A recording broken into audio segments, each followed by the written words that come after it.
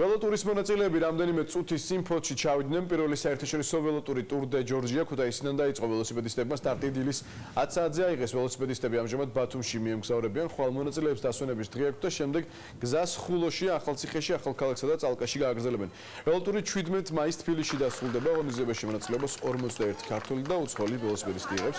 ველოტური პირველი ლედი სანდრა როლოვსის მიერ ჯანსაღი ცხოვრების წესის Don't Worry Be Healthy-ის ფარგლებში იმართება.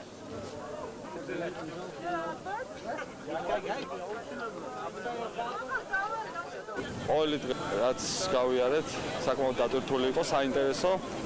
ჩვენი სტუმრებით დადიან ჩვენთან ერთად, ათვარებენ საქართველოს ბუნებას, მოსწონთ.